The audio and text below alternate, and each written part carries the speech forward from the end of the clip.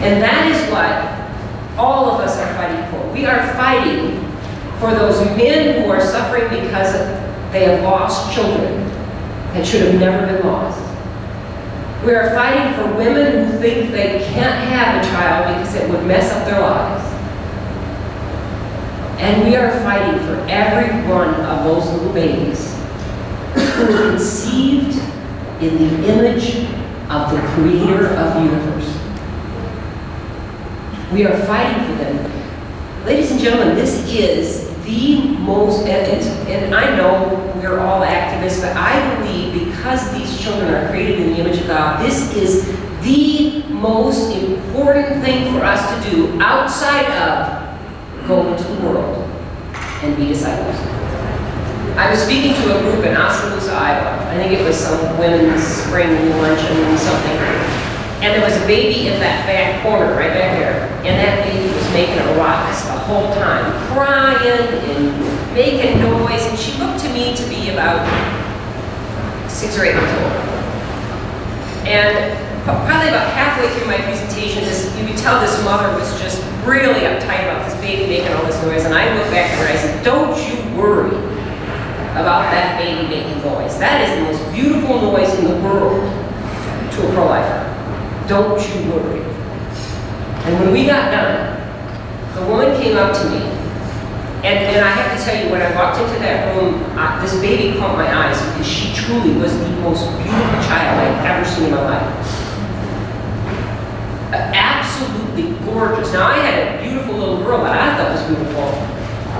And I hate to admit this, but this child was more beautiful than my kids or any of my grandchildren. This child was stunning. Dark, dark, dark hair. Beautiful olive skin. And she handed this baby to me, and as I held this baby and I was playing with her little fingers, she said to me, Mrs. Popma, I need you to know that this baby was aborted in Pakistan. And she survived the abortion. They rushed her to a neonatal intensive care unit in Pakistan, was saved, and I adopted her.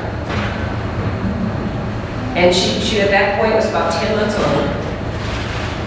And all I could find myself doing was touching her fingers and pressing her face and saying, my Lord, must you have plans for this one?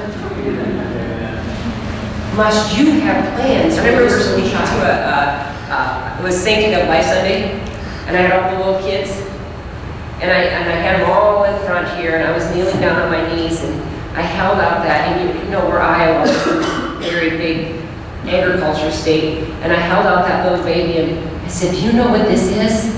And one of the little girls who was very involved in agriculture came and says, it's a pig! And I brought it over to her a little closer, and I said, look a little closer. She looked at it and she said, it's a baby. She was 3 years old. She knew it was a baby. There shouldn't be a Sanctity of Life service in any of our churches where we're not making a presentation. Where we're not at least, and I didn't talk about abortion to those little ones. I talked to them about that this was life. And this was a little baby that was growing in mommy's tummies, and that they needed to pray for all the babies growing in all mommy's tummies. There was no board, no hysteria, but I'll tell you what, there's something about a child's prayer. The belief and the faith in a child is amazing. And if you can get children praying, what can happen is miraculous. One man, one woman can do many things. An army can do mighty things.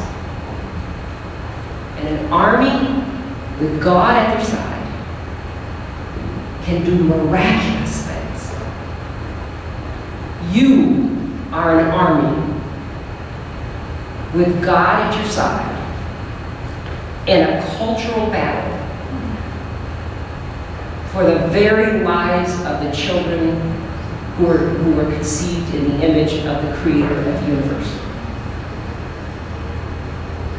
You are the army.